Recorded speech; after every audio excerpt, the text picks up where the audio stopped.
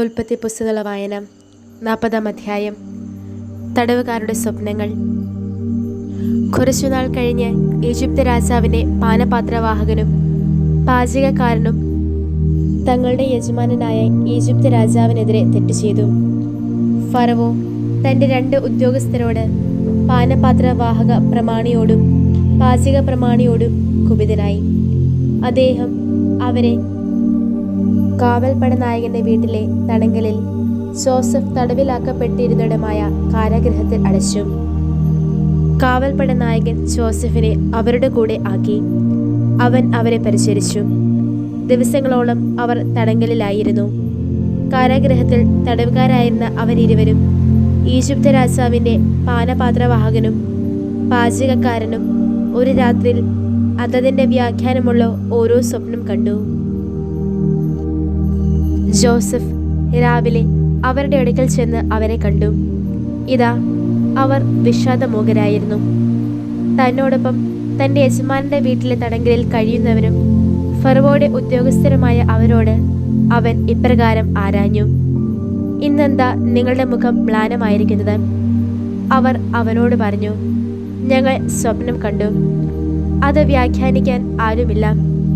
Joseph അവരോട് പറഞ്ഞു: വ്യാഖ്യാനങ്ങൾ ദൈവത്തിൻ്റെതല്ലേ, എന്നോട് വിവരിച്ചാലും. പാനപാത്രവാഹക പ്രമാണി തൻ്റെ സ്വപ്നം ജോസഫിനോട് വിവരിച്ചു. അയാൾ അവനോട് പറഞ്ഞു: എൻ്റെ സ്വപ്നത്തിൽ ഇതാ, എൻ്റെ മുൻപിൽ ഒരു മുന്തിരിച്ചെടി. മുന്തിരിച്ചെടിയിൽ 3 ശാഖകൾ. അത് മൊട്ടിട്ടുടനെ പുഷ്പിച്ച് അതിൻ്റെ കുലകളിൽ മുന്തിരിപ്പഴങ്ങൾ പാകമായി. ഫറവോയുടെ പാനപാത്രം എൻ്റെ കയ്യിൽ ഉണ്ടായിരുന്നു. ഞാൻ മുന്തിരിപ്പഴങ്ങളെടുത്ത് അവ ഫറവോയുടെ പാനപാത്രത്തിലേക്ക് പിഴിഞ്ഞു. എന്നിട്ട് പാനപാത്രം ഫറവോയുടെ കയ്യിൽ കൊടുത്തു. ജോസഫ് അയാളോട് പറഞ്ഞു: അതിൻ്റെ വ്യാഖ്യാനം ഇതാണ്: 3 ശാഖകൾ 3 ദിവസങ്ങളാണ്. 3 ദിവസത്തിനകം ഫറവോ താങ്കളുടെ ശിരസ് ഉയർത്തും, താങ്കളെ ഉദ്യോഗത്തിൽ പുനഃസ്ഥാപിക്കും. അദ്ദേഹത്തിന് പാനപാത്രവാഹകനായിരുന്ന മുൻപത്തെ രീതി അനുസരിച്ച് തന്നെ ഫറവോയുടെ പാനപാത്രം താങ്കൾ അദ്ദേഹത്തിൻ്റെ കയ്യിൽ കൊടുക്കും. താങ്കൾക്ക് ശ്രേയസ് ഉണ്ടാകുമ്പോൾ താങ്കളോടൊപ്പം എന്നെയും ഓർത്ത് എന്നോട് കാരുണ്യം കാണിച്ചാലും എന്നെപ്പറ്റി ഫറവോയെ ഓർമ്മിപ്പിക്കുകയും ഈ ഭവനത്തിൽ നിന്ന് എന്നെ പുറത്തു കൊണ്ടുവരികയും ചെയ്യണം. എന്തെന്നാൽ സത്യത്തിൽ ഹെബ്രായരുടെ നാട്ടിൽ നിന്ന് തട്ടിയെടുക്കപ്പെട്ടവനാണ് ഞാൻ. ഇവിടെയും ഞാൻ ഒന്നും ചെയ്തിട്ടല്ല അവരെന്നെ ഈ കുഴിയിൽ ഇട്ടിരിക്കുന്നത്. വ്യാഖ്യാനം നന്നായിരിക്കുന്നുവെന്ന് പാചക പ്രമാണി കണ്ടു. അയാൾ ജോസഫിനോട് പറഞ്ഞു: ഞാനും എൻ്റെ സ്വപ്നത്തിൽ ആയിരുന്നപ്പോൾ ഇതാ, എൻ്റെ തലയിൽ 3 കുട്ട നിറയെ അപ്പം. ഏറ്റവും മുകളിലെ കുട്ടയിൽ പാചകക്കാരൻ ഫറവോയ്ക്ക് വേണ്ടി തയ്യാറാക്കിയ എല്ലാത്തരം ഭക്ഷണവും ഉണ്ടായിരുന്നു.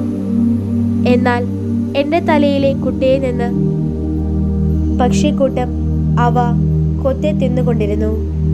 അപ്പോൾ ജോസഫ് മറുപടിയായി പറഞ്ഞു: അതിൻ്റെ വ്യാഖ്യാനം ഇതാണ്: 3 കുട്ടകൾ 3 ദിവസങ്ങൾ തന്നെ.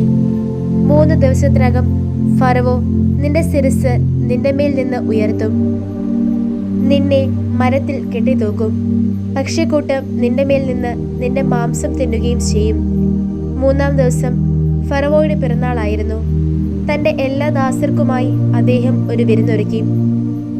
പാനപാത്രവാഹക പ്രമാണിയുടെ ശിരസും പാചക പ്രമാണിയുടെ ശിരസും തൻ്റെ ദാസർക്കിടയിൽ അദ്ദേഹം ഉയർത്തി.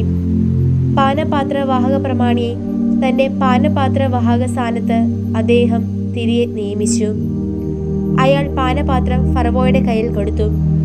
എന്നാൽ പാചക പ്രമാണിയെ അദ്ദേഹം തൂക്കിക്കൊന്നു. അത് ജോസഫ് അവരോട് വ്യാഖ്യാനിച്ചതുപോലെ തന്നെ ആയിരുന്നു.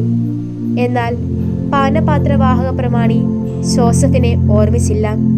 അയാൾ അവനെ മറന്നു കളഞ്ഞു.